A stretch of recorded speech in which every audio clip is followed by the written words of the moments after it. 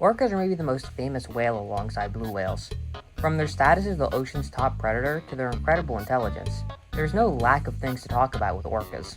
They're black and white whales, males typically reaching 20 to 26 feet long, and females typically reaching 18 to 23. The largest orca ever recorded, though, was around 32 feet. They have a white patch near their eye, although this patch is not directly where the eye is. It's believed it serves a similar purpose to their countershading, that being to camouflage or disorient prey while hunting. Males tend to have a straighter dorsal fin, while females often have a more curved one. They have conical teeth for ripping slippery prey, and there are tons of different types of orcas. Residents, transients, offshores, type A's, type B's, type B2s, type C's, type D's, etc. So they vary heavily by location and group. Orcas eat seemingly everything. Seals, birds, fish, sharks, whales, like practically everything besides humans. Type A and B orcas are known to eat different types of seals, including elephant seals and minke whales. Type C orcas eat primarily Antarctic toothfish. Resident orcas eat almost entirely salmon, the fish making up 96% of their diet, although they do also eat some squid. Meanwhile, transient orcas eat mainly marine mammals, including seals, sea lions, walruses, sea otters, baleen whales, and other toothed whales. It's thought that these two types of orcas don't compete for food because of this extreme difference. Orcas also sometimes eat larger prey, such as humpback whales and blue whales. Orcas will use techniques to herd fish into balls in order to make hunting easy, similar to dolphins. Many orcas also share their food with relatives and friends. While hunting larger prey, such as blue whales, orcas will typically use complex pod strategies, such as kidnapping and drowning babies, or taking chunks out of adult whales. One instance was recorded when a pod of 30 orcas attacked a 60-foot blue whale, some slowly biting off flesh and blubber to prevent its escape. They commonly use their tail flukes for hunting as well, usually slapping and stunning their prey. They even sometimes use their tails to launch seals into the sky up to 70 to 80 feet, doing it either to stun the prey or for their own amusement. Not even dolphins are off the menu. They even hunt the largest toothed whale alive, sperm whales. One specific group of orcas have even learned to rush towards ice a seal is on as a group before diving at the last second in order to create a large wave that's large enough to knock the seal off the ice. This method can also be used to break ice a seal is on. Orcas have no natural predators. In pods they're able to take out seemingly anything and are never hunted. The only exception to this is that sometimes humans hunt them. However, we aren't natural predators to them. A lot of great white sharks are terrified of orcas. When great white sharks hear orcas, many will leave their hunting grounds for up to a year, which is insane considering how terrified some people seem to be of great whites. They don't even have any natural predators besides orcas. Orcas also love shark liver. This is likely because a great white shark liver can take up 25 to 30% of its body weight and is incredibly nutritious. They're typically able to target the livers by flipping sharks over to induce tonic immobility, a paralysis-like state. This targeting of the liver also usually results in orcas leaving the rest of the carcass to rot, only taking the most nutritious parts. Orcas also have some serious beef with humpback whales. Orcas do hunt humpback whales, primarily their calves, and in return, there have been documented cases of humpback whales protecting animals from orcas. They typically use their body to block or shield prey from orcas, a behavior which has been documented numerous times. Despite being a decent bit larger than pilot whales, orcas tend to avoid them, sometimes even fleeing. This is because despite their size, pilot whales tend to have much larger pods. Pods can typically consist of 10 to 30 members, but can also stretch to up to 100 members. The social structure of orcas can be hard to track or figure out due to how many different types of orcas there are. They all lead different lifestyles due to the differences in their environments and families. Most, but not all, orca groups are matrilineal, meaning that they're structured around one main female, her offspring, and her daughter's offspring. This allows many orcas to have tight-knit family pods, in which information and hunting techniques can be passed down generationally. The size of the pods range greatly between the different kinds of orcas. For instance, transient killer whales tend to have smaller pod sizes than resident killer whales, as they don't always stick to the matrilineal pod structure. Sometimes males or females will split off to form smaller pods.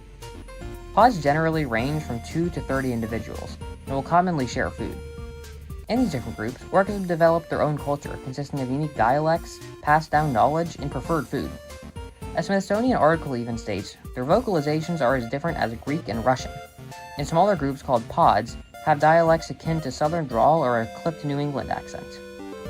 Resident orcas tend to prefer Chinook and chum salmon, while transient orcas prefer marine mammals, and offshore orcas prefer sharks. Meanwhile, orcas in the south have entirely different preferences. These cultural norms can have consequences, though, as it can lead to a reluctance to mate outside of their group or eat food that isn't their preferred meal. Considering orcas' diets, you'd expect humans to be on the list. There's actually no recorded cases of orcas killing humans outside of captivity. In fact, they really seem more curious about us than anything. Some orca groups even have offered food to humans. There have been at least 34 recorded cases of orcas offering humans food, from seals to birds to fish.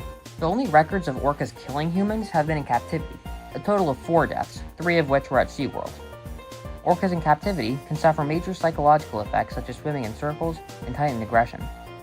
Additionally, something can happen called dorsal fin collapse, caused by a loss of structural support due to the factors of captivity. The treatment of orcas in captivity has been heavily criticized for ages, even spawning the movie Free Willy. There was even a partnership between humans and orcas which started back around the mid-1850s and lasted until around 1930. It was called the Law of Tongues, and entailed orcas helping whalers by herding baleen whales towards them. In exchange for locating, herding, and signaling for whalers, the orcas were given specific portions of the whales which they favored, those being the lips and tongues. Eating their favorite parts and leaving the rest of the carcass is a behavior that's been seen tons of times in orcas. This of course wasn't all orcas, it was just a specific pod, the most well known of them being named Old Tom. Though of course the numbers would change over the years, there was an estimated 26 to 36 members of the pod. There's a movie that came out a week before I wrote the script called Killer Whales.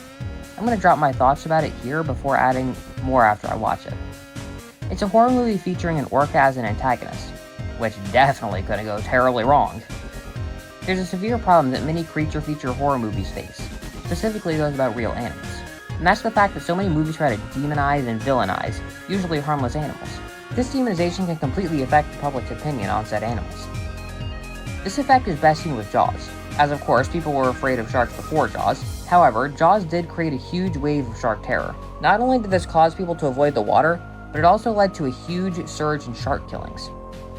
While it is true that the number of shark deaths has increased due to higher fishing levels, shark hunters, and accidental injuries or death related to humans, there have also been much higher levels of shark deaths due to all the negative feelings sparked by Jaws. The movie completely ruined the reputation of sharks and made them out to be much more terrifying and bloodthirsty than they really are.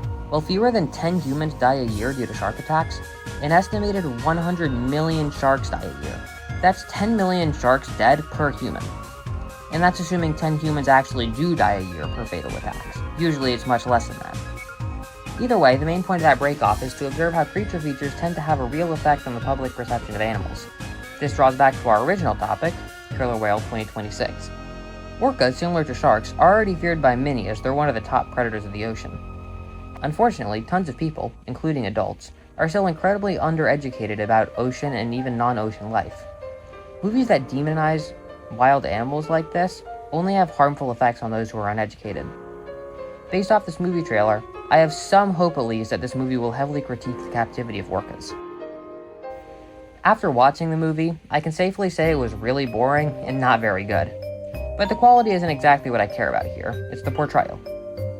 There was some critique of orca captivity, which was alright. I liked the inclusion of dorsal fin collapse, and there was even some efforts to portray orcas as not just being bloodthirsty monsters. The characters in the movie reason that the orca must still believe she's in captivity, which could explain the aggression she shows towards the protagonists. The movie did bomb though, and it makes total sense considering the quality. And while the movie did have anti-captivity messages, if you really want a good movie about that, just go watch Free Willy.